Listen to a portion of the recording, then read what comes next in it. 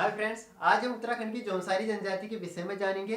आप इस वीडियो को शुरुआत से लेकर अंत तक बहुत ध्यान से और एकाग्र होकर देखिएगा, आपको निश्चित ही इस वीडियो का लाभ मिलेगा। ठीक है, तो शुरुआत करते हैं उत्तराखंड की जौनसारी जनजाति से। देखिए, जौनसारी जनजाति उत्तराखंड के जौनसार बाबर क्षेत्र में निवास करने वाली एक उपजातियों का समूह है। अर्थात जौनसारी जनजाति अपने आप पर कोई जाति न होकर बल्कि जौनसार बाबर क्षेत्र में निवास करने वाली उपजातियों का एक समूह है जौनसारी। ठीक, जो कि अपने ऐतिहासिक, सामाजिक एवं सांस्कृतिक स्तर पर उत्तराखंड के 500 जनजातियों में एक विशेष स्थान रखती है। ठीक है, और साथ ही इनके निवास स्थल जौनसार बाबर क्षेत्र में कई ऐसे स्थल हैं जहां इतिहास एवं मानव सभ्यता के प्राचीनतम साक्ष्य आज भी देखे जा सकते हैं। और इस इतिहास को व्यवस्थित करने का कार्य भारतीय पुरातात्विक विभाग लगातार बहुत कुशलता से यह कार्य कर रहा है। ठीक, और देश के सभी जनजातियों की तरह जौनसारी जनजाति भी समाज की मुख्य धारा अर्थात बाहरी दुनिया से अलग रहने के कारण इनकी अलग परंपरा, अलग रीति रिवाज और अपनी विशिष्ट संस्कृति है। और इसी कारण वर्ष 1967 में जौनसारी जनजाति को भी जनजाति का दर्जा दे दिया गया और फिर इसी क्रम में जौनसारी जनजाति का भी विकास होना शुरू हुआ। और आज के समय में उत्तराखंड की भूटिया जनजाति के बाद जौनसारी जनजाति का दूसरा स्थान है साक्षरता की साक्षरता में। ठीक, अब एक बार हम जौनसारी जनजाति को विस्तार से समझते हैं। ठीक, जौनसारी जनजाति का निवास स्थान कहाँ है, उसका लोकेशन कहाँ है। ये देख रहे हैं, मैंने उत्तराखंड का चित्र बनाया हुआ है। यहाँ हरे रंग का जो मैंने अंकित किया हुआ है, ये जौनसारी जनजाति का विस्तार है। राज्य में जौनसारी जनजाति मुख्यतः 3 जिलों में निवास करती है, जिसमें से मुख्यतः देहरादून है, कुछ भाग टिहरी का और कुछ क्षेत्र उत्तरकाशी का। इन क्षेत्रों में जौनसारी जनजाति निवास करती है। देहरादून के कालसी, चक्राता, त्यूनी और लाखा मंडल और आदि क्षेत्रों में जौनसारी जनजाति का निवास स्थान है देहरादून में। और जौनपुर क्षेत्र, टिहरी और उत्तरकाशी का परग निगाना क्षेत्र में भी जौनसारी जनजाति निवास करती है। और जौनसार बाबर जो क्षेत्र है, जौनसार बाबर क्षेत्र भौगोलिक दृष्टि से 2 भागों में बटा हुआ है। पहला है जौनसार, दूसरा है बाबर। अलग अलग भौगोलिक दृष्टि से अलग अलग भागों में बटा हुआ है। जौनसार क्षेत्र देखिए, निचला जो क्षेत्र है जौनसार क्षेत्र है और उत्तरी जो पर्वतीय क्षेत्र है और हिमालयी क्षेत्र वो बाबर क्षेत्र है। और जौनसार और बाबर अलग अलग क्षेत्रों में कुछ मात्रा में सामाजिक और सांस्कृतिक असमानता, थोड़ा विभिन्नता भी देखने को मिलती है। जैसे जौनसार क्षेत्र के लोग अपने को पांडव वंशज मानते हैं, तो बाबर वंश के लोग अपने को कौरवों के वंशज मानते हैं, दुर्योधन के वंशज मानते हैं, पूजा पांडवों की करते हैं और वो बाबर के लोग कौरवों की पूजा करते हैं। और कुछ मात्रा में वैवाहिक संबंध भी अच्छे नहीं है, अब जाके होने लगे हैं जौनसार और बाबर क्षेत्र के मध्य। ठीक, और देखिए जो जौनसार है, जौनसार बाबर पहले हिमाचल प्रदेश का भाग हुआ करता था। हिमाचल प्रदेश रियासत का भाग था। सिरमौर की महारानी गुलेरी जिस समय गोरखाओं का आक्रमण हुआ था इस क्षेत्र में, तो सिरमौर की महारानी ने अंग्रेजों से मदद ली थी। और खलंगा का जो युद्ध हुआ था 1814 में, उसमें अंग्रेजों ने किनके मध्य हुआ था खलंगा का युद्ध, देहरादून में हुआ था। उसको हम नाला पानी युद्ध भी कहते हैं। बलभद्र सिंह थापा और मेजर जिलेस्पी के मध्य हुआ था। तो अंग्रेजों ने गोरखाओं को पराजित कर दिया था और इसके बदले में नाहन की महारानी गुलेरी को अंग्रेजों को युद्ध हार जाने के रूप में कुछ रकम देनी थी। तो महारानी गुलेरी ने इस जौनसार बाबर क्षेत्र को अंग्रेजों को गिरवी रखवा दी एक शर्त के अनुसार। ठीक, एक शर्त के अनुसार कुछ समय के लिए क्षेत्र गिरवी रखवा दी अंग्रेजों को। लेकिन जब 1841-42 में जब नाहन के महाराजा इस क्षेत्र को अंग्रेजों से वापस लेने की जब बात करते हैं, तो अंग्रेज इस बात से मुकर जाते हैं। ठीक, फिर नहीं देते हैं। और उसके बाद इस जौनसार बाबर क्षेत्र को चक्राता में शामिल कर दिया जाता है, देहरादून क्षेत्र में शामिल कर दिया जाता है। 9 नवंबर 2000 में जब राज्य का गठन हो जाता है, तो यह जौनसार बाबर क्षेत्र उत्तराखंड को प्राप्त हो जाता है। ठीक, यह हो गया हमारा जौनसारी जनजाति का लोकेशन। जौनसार बाबर का जो इतिहास है बहुत विस्तृत है, बहुत अच्छा इतिहास है। जब हम कभी देहरादून को पढ़ेंगे तो उसमें समझेंगे हम जौनसार बाबर का। ठीक, नेक्स्ट हमारा जौनसार शब्द की उत्पत्ति। जौनसार शब्द की उत्पत्ति कैसे हुई इसको समझते हैं। देखिए, जौनसार शब्द की उत्पत्ति के संबंध में प्रमुख 2 मत हैं। वो 2 मत क्या है? देखिए, एटकिंसन कहते हैं कि जो जौनसार उस जौनसार और जौनपुर जो शब्द की उत्पत्ति हुआ यवन से हुई है। ठीक, अब ये किस आधार पर कहते हैं इसको समझते हैं। यवनों ने जिस समय अधिकार किया हुआ था क्षेत्र में, तो उसके बाद जो कुलिंद राजा अमोघभूति की जो हमको मुद्राएं मिली, उसमें यूनानी भाषा में यूनानी प्रकार की मुद्राएं हमको देखने को मिली। और फिर मुनि की रेती प्राप्त कुषाणकालीन अवशेषों में भी जो हमको मुद्राएं प्राप्त हुई, उसमें भी यवन भाषा में अंकित मुद्राएं हमको मिलती हैं। और साथ ही अशोक के लेखों में यवनों के लिए यौन शब्द का प्रयोग किया गया है। अशोक के लेखों में यवन के लिए यौन शब्द का लेख किया गया है। अब एटकिंसन कहते हैं कि इसी यौन से हमारा जौन शब्द बना है, ठीक, और इसी जौन से जौनसार शब्द बना, और फिर जौनपुर शब्द। जौनसार हमारा ये देहरादून वाला क्षेत्र हो गया और जौनपुर क्षेत्र हमारा टिहरी वाला क्षेत्र हो गया, ऐसा एटकिंसन का कहना है। परंतु दूसरा मत राहुल सांस्कृतियान और यशवंत सिंह कठोजी देते हैं। राहुल सांस्कृतियान तो इस मत को पूरा ही गलत बता देते हैं। उनका कहना है कि जो यवनों का जो विस्तार था बहुत मैदानी क्षेत्रों में बहुत अधिक था भारत के, तो यवन के नाम पर जौनसार और जौनपुर शब्द की उत्पत्ति इतने छोटे से भाग में यवन के नाम से जौनपुर और जौनसार शब्द की उत्पत्ति के तर्क को राहुल सांस्कृतियान गलत बता देते हैं। उनका कहना भी ठीक है। दूसरा मत क्या है, देखिए दूसरा मत है जौनसार बाबर शब्द की उत्पत्ति यमुना। यमुना अर्थात जो जौनसार बाबर क्षेत्र है, यमुना की भूमि होने के कारण इस क्षेत्र को यामुन देश, यामुनपुर और यामुन साल कहा जाता था। ठीक है, जौनसार बाबर यमुना की भूमि होने के कारण, देख रहे हैं यहाँ यमुना नदी का चित्र बनाया हुआ मैंने, यमुना नदी की भूमि होने के कारण इस क्षेत्र को यामुन देश, यामुनपुर और यामुन साल कहा जाने लगा था। और इसी यमुना, यमुना का नाम क्या है, जमुना। इसी यमुना अर्थात जमुना, जमुना के नाम पर जौनसार और जौनपुर शब्द बना। ठीक है, उसी जमुना के नाम पर जौनसार और जौनपुर शब्द बना।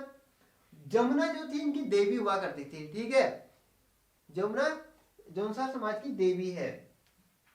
और यहां तक कि जौनसारी इतिहासकारों का मानना है कि जो यमुना, यमुना का अन्य नाम है कालिंदी, कालिंदी से कुलिंद नाम भी पड़ा, ऐसा जौनसार के साहित्यकार कहते हैं। जहां तक है इस तथ्य को ज्यादा उचित मानते हैं। जौनसार बाबर यमुना की भूमि होने के कारण इस क्षेत्र में यामुन देश, यामुनपुर, यामुन साल कहा जाने लगा। यमुना अर्थात जमुना, जमुना इनकी देवी थी और इसी जमुना से जौनसार और जौनपुर क्षेत्र बना। ठीक है, अब एक बार वंशज समझ लेते हैं। देहरादून में रहने वाले जौनसारी स्वयं को पांडव के वंशज मानते हैं। देखिए मैंने आपको बताया कि जो जौनसार बाबर है दो भौगोलिक क्षेत्रों में बटा हुआ है, पहला जौनसार, दूसरा बाबर क्षेत्र। जौनसार में रहने वाले लोग अपने को पांडव वंशज मानते हैं, जबकि बाबर क्षेत्र में रहने वाले लोग स्वयं को कौरवों के वंशज मानते हैं, दुर्योधन के वंशज मानते हैं। ठीक, देहरादून में रहने वाले स्वयं को पांडव के वंशज मानते हैं, जौनसार क्षेत्र में रहने वाले। लेकिन रतन सिंह जौनसारी का कहना है कि पांडव इस क्षेत्र में आए जरूर थे, उन्होंने 2-2.5 साल यहाँ अज्ञातवास में आए थे, लेकिन 2-2.5 साल की अवधि में कोई जाति किसी का वंशज नहीं बन सकती है, ऐसा रतन सिंह जौनसारी का कहना है। क्योंकि पांडव अद्वितीय पराक्रमी थे, उनका ओज तेज का गुण इस क्षेत्र के समाज में जरूर पड़ा होगा, ऐसा रतन सिंह जौनसारी का कहना है।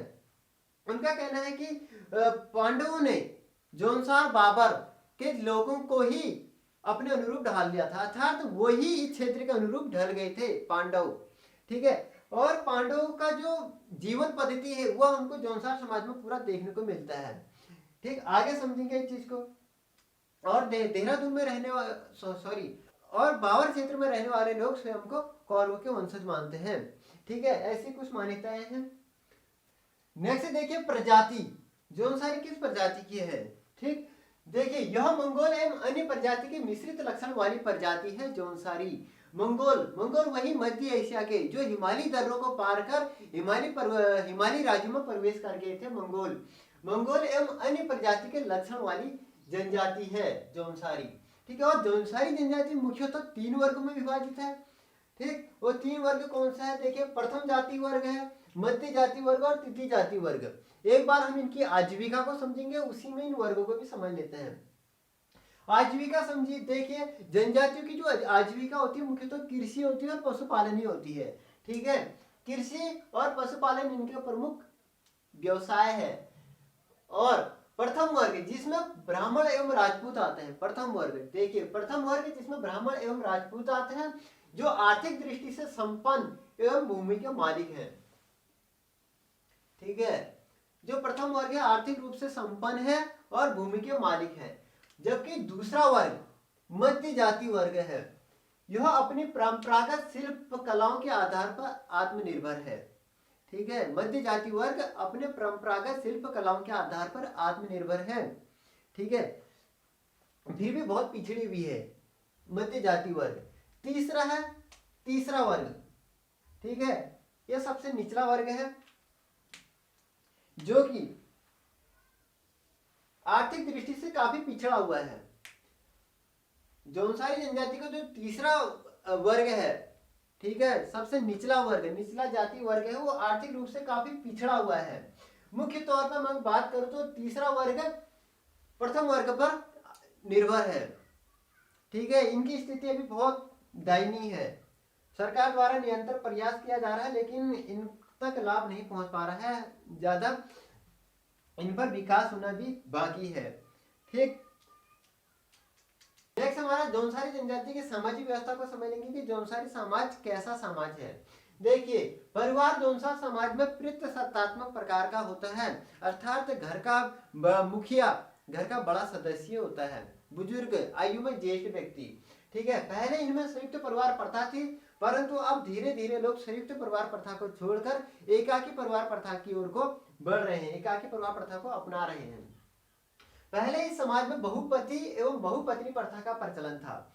बहुपति विवाह अर्थात एक महिला के एक से अधिक पति, ऐसा खास तौर पर उन पुरुषों के साथ होता था जो आर्थिक रूप से कमजोर हैं। ठीक है, आर्थिक रूप से कमजोर, इनके आर्थिक कारण थे बहुपति विवाह करना।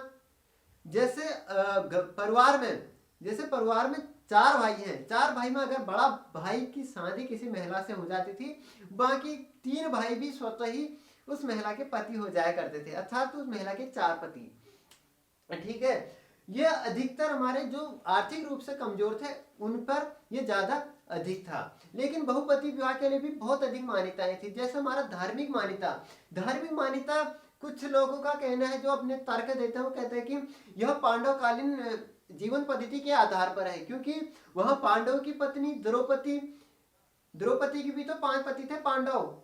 ठीक है, वही धार्मिक मान्यता के आधार पर कुछ लोग ये भी तर्क देते हैं, परंतु ऐसा नहीं है। पांडव कालीन से पहले बहुपति विवाह का प्रचलन था, देश के अन्य जगहों भी बहुपति प्रथा है।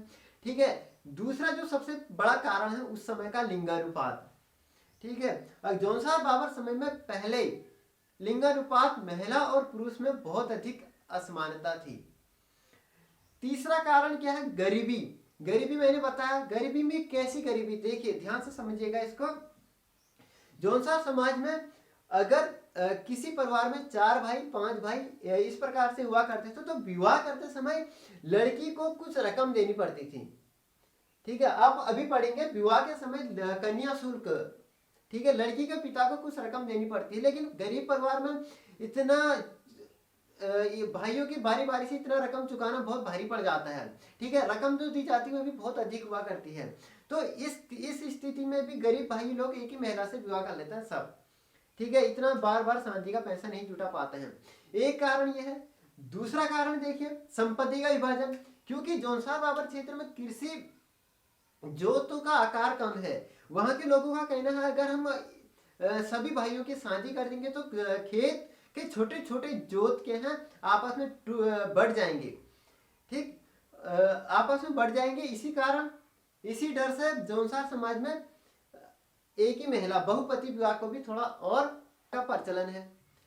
और कारण देखिए प्रेम भाव, ताकि भाइयों में भी प्रेम भाव बना रहे। जब बहुपति विवाह में एक महिला के 4 पति या 5 पति हुआ करते हैं, वो कोई बाहर के नहीं होते, वो सगे भाई होते हैं। ठीक है, सगे भाई रहते हैं, परंतु आपस में बहुत प्रेम भाव से रहते हैं। ठीक, नेक्स्ट है हमारा बहुपत्नी विवाह। बहुपत्नी विवाह, अब जो आर्थिक रूप से संपन्न व्यक्ति है वो एक से अधिक पत्नियां रख लेते थे। खास तौर पे ऐसा कब होता था, जब गांव कोई पुरुष गांव से शहर की ओर को बढ़ता था और शहर में की लड़की से या शहर की किसी महिला से विवाह कर देता था, गांव की महिला को तलाक दिए बिना ही। ठीक है।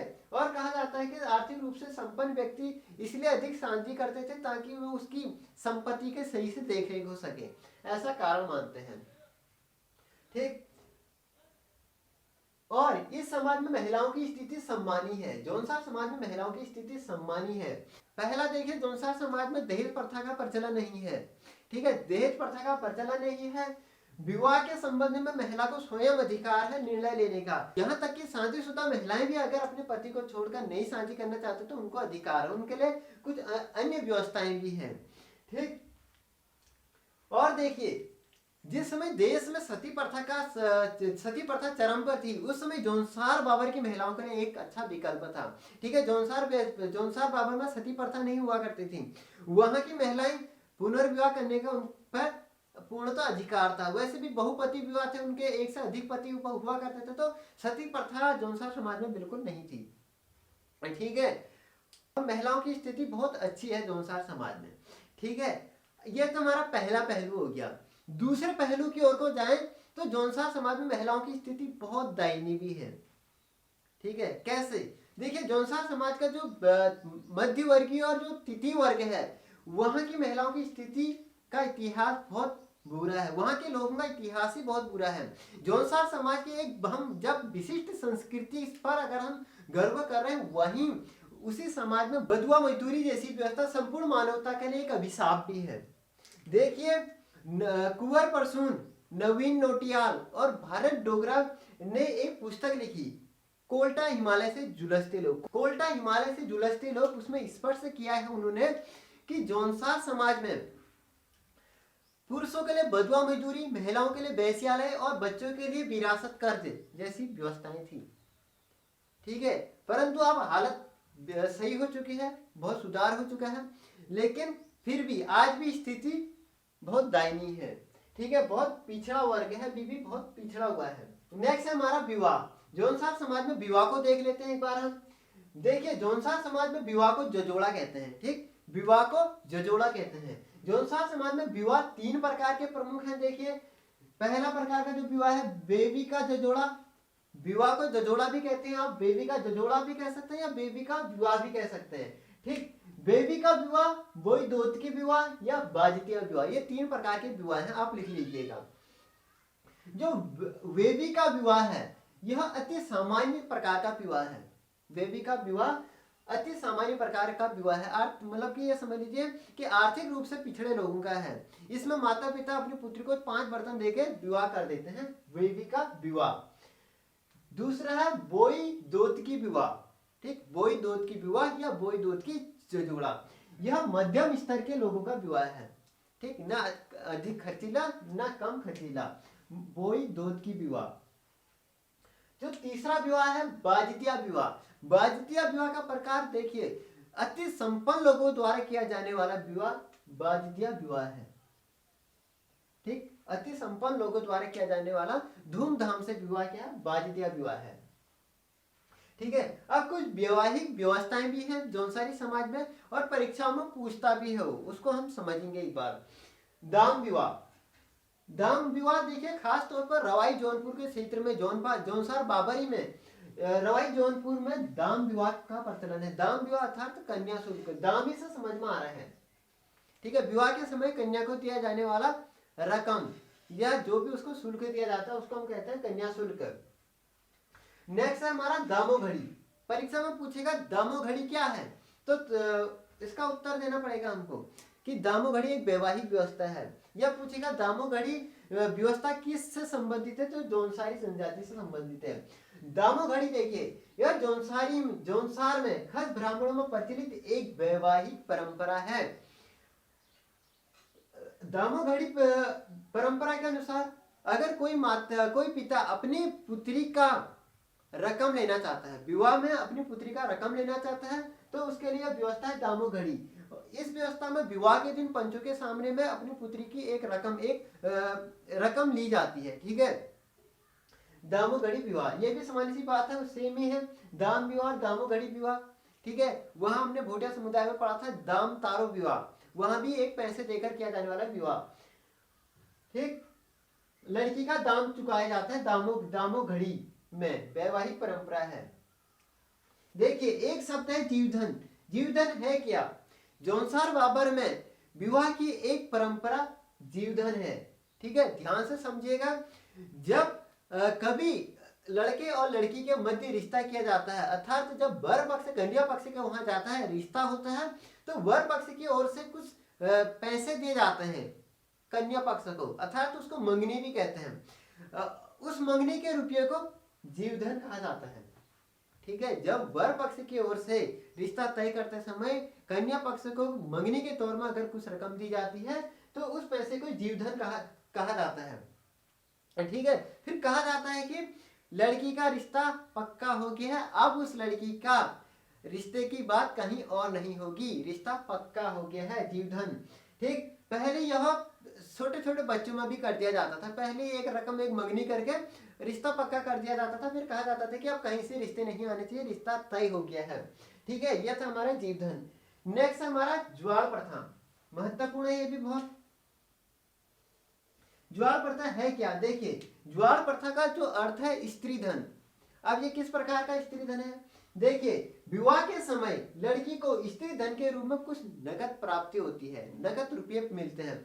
जब लड़की की शादी होती है, ठीक, तो विवाह के समय उसको स्त्री धन के रूप में कुछ नगद धनराशि प्राप्त होती है, और साथ ही उस लड़की के माता पिता अपनी पुत्री को व्यक्तिगत संपत्ति के रूप में गाय, भैंस, बकरी या अपने क्षमता अनुसार कुछ भी देते हैं अपनी लड़की को। ठीक, जिसको ज्वार कहते हैं। ठीक, जिसको ज्वार कहते हैं।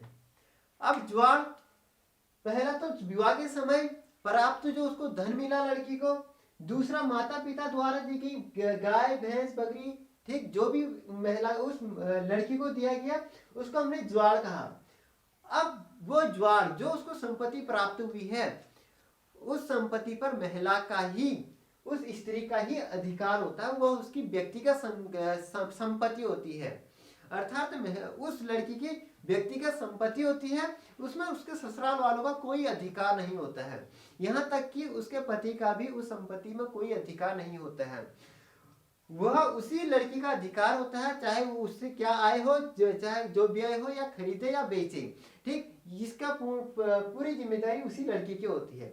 अगर उसके ससुराल वाले उससे पैसे के उधार के तौर पर उससे लेते भी हैं, तो ससुराल वाले भी उसको ब्याज सहित उसका पैसा वापस लौटाते हैं। ठीक है, अर्थात यह समझ सकते हैं, लड़की को, उस लड़की को आत्मनिर्भर बनाती है उसकी यह संपत्ति, ज्वार प्रथा। ठीक, ज्वार प्रथा समझ में आया आपको? ज्वार प्रथा विवाह के समय प्राप्त धनराशि और माता पिता द्वारा दी गई व्यक्तिगत गाय, भैंस, बकरी या व्यक्तिगत संपत्ति जो महिला का ही अधिकार में होता है, उसमें उसके ससुराल वालों का कोई अधिकार नहीं होता है। ठीक, वह हमारा ज्वार। ज्वार का अर्थ स्त्री धन। ठीक, महिला को आत्मनिर्भर बनाता है ज्वार। शब्द है यहाँ ब्यूरा, ब्यूरा प्रथा। ठीक है, यह भी महत्वपूर्ण है। ब्यूरा क्या है, ब्यूरा प्रथा क्या है, किससे संबंधित है, पूछेगा जरूर। ठीक है, समझ लीजिए एक बार इस चीज को। यह जनजाति क्षेत्र जौनपुर में बहुपत्नी संयुक्त परिवार प्रथा में मुखिया द्वारा रोज शाम को कार्य का विवरण पूछने की एक प्रथा है। ध्यान से समझिएगा, ब्यूरा प्रथा है क्या।